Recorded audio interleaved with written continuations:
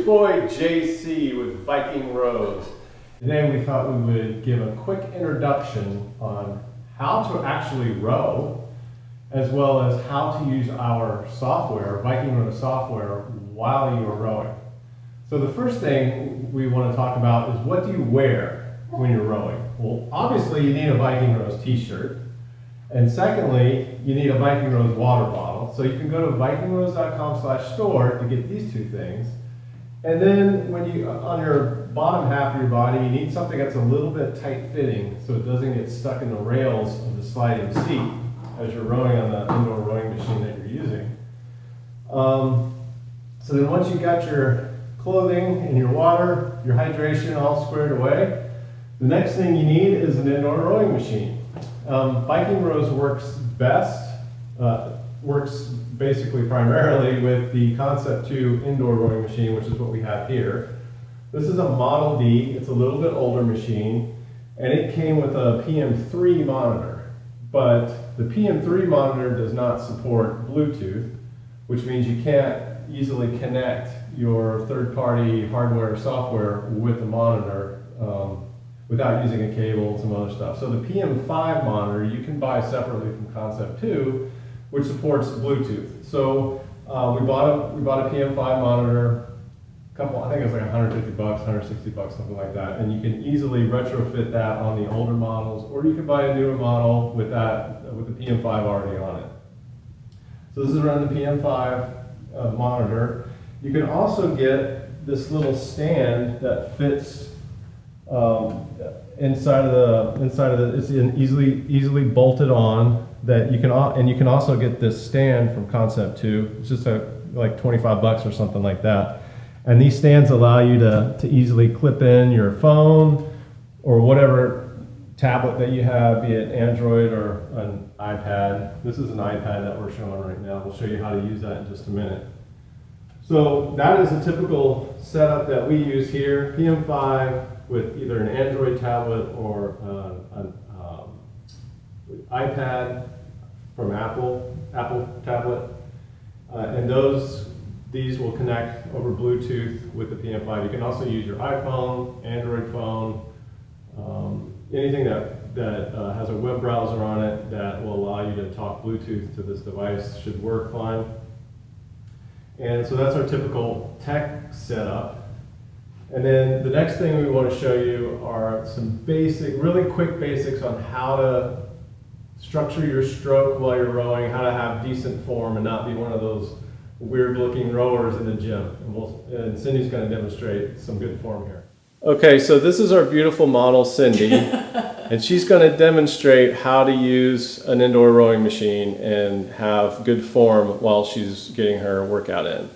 So the first thing you do is to get your feet in the foot stretchers and get them sized to the correct length of your shoe. And basically you do just what she did. It's very easy. You put your foot in there, you strap it in, and then you can move that little plastic thing up and down to fit your shoe. And I think you want that down a little bit lower, so, no, I'm sorry, you're good. You want your heel, you want that strap around the balls of your feet, so you want to move your heel up and down accordingly so the strap is around the balls of your feet. So that's good, comfortable right there. So then the next thing is you grab the oar handle, and let's go back to the finish. There's 4 basic movements to a stroke, and this is at the finish.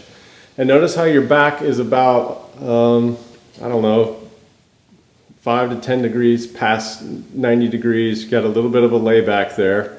And you've got your elbows out a little bit, and your handle is pulled into your breastbone, thereabouts. So, you got a little bit of a fist distance between the oar handle and your breastbone.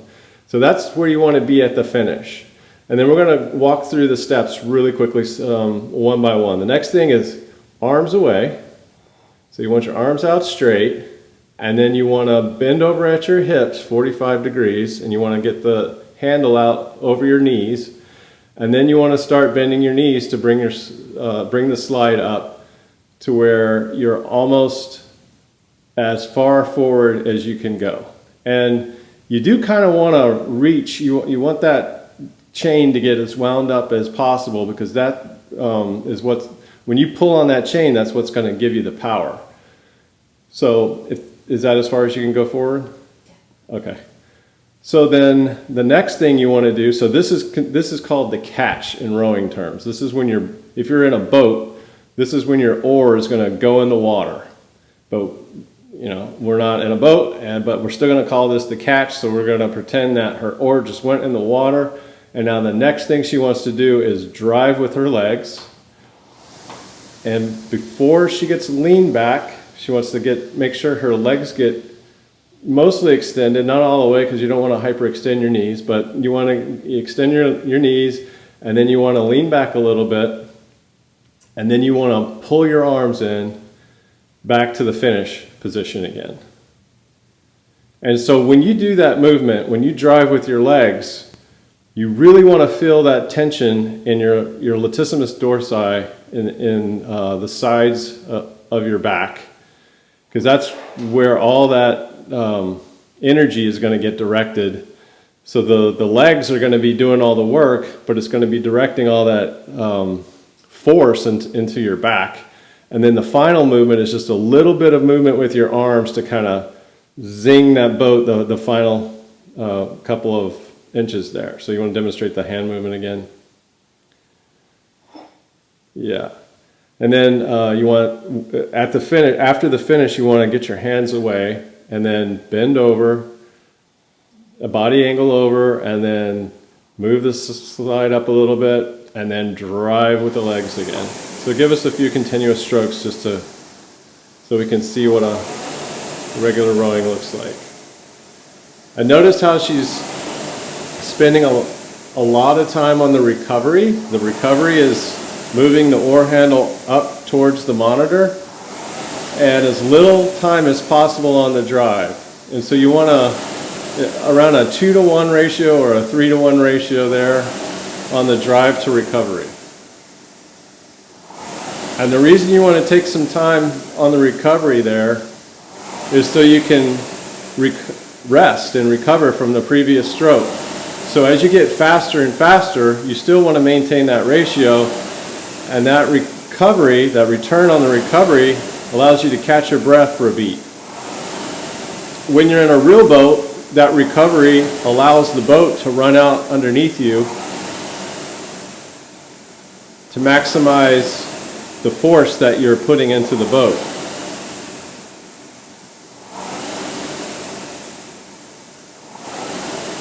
Also notice that her hands are on an even plane. They don't go up or below that one level that she maintains. That keeps the chain somewhat taut. It's also a more efficient stroke. You're not wasting a lot of energy moving your hands up and down. So that's a pretty good looking stroke right there. That's kind of what you want to shoot for. Thank you, Cindy. Okay, so now I want to show how we use the Viking Rows software to connect to the PM5 monitor over Bluetooth and to record a workout. And I'm going to use the Viking Rows app that you can download from Apple iTunes.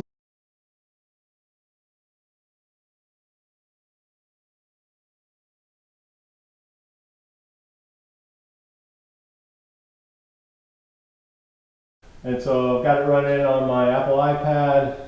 I tap it, and this is the workout screen. And I'm a member of a team, and my team is currently rowing the Atlantic. And this is how far we've gone so far. So I'm just going to continue helping my team get across the Atlantic here to Antigua. And in order to do that, I need to be logged in. So I come up here and let me put in my credentials. And I've got auto save workouts turned on, but I'm going to turn that off for the sake of this demo. You can also show heart rate on the map if you have a watch that you've connected also over Bluetooth to your PM5. And you can also show the compass on the map if you'd like. I'm going to turn off all of those things right now. And I'm going to go back to my workout and get my zoom level set up to where I want it right now. And so I come to the PM5. We want to show the PM5. And I just turned it on, I hit menu, and I want to connect. So I hit the connect button. And then I come down to the app, and I click on this icon right here, and it shows my PM5 monitor, and I connect to it, and so now I'm all connected up. And now I'm going to put in my workout, and I'm just going to do a quick 100-meter row. We'll just do that. And I'll just show me doing a quick 100 meters for my team in the Atlantic Ocean.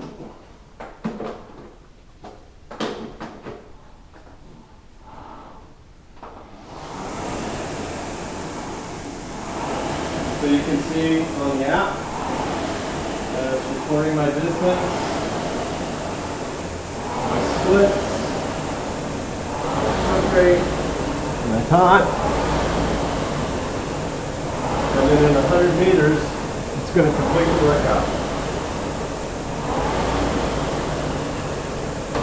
And you see the pop-up to ask me if I want to save the workout, shows me what I did, how fast I did it, what my average pace was.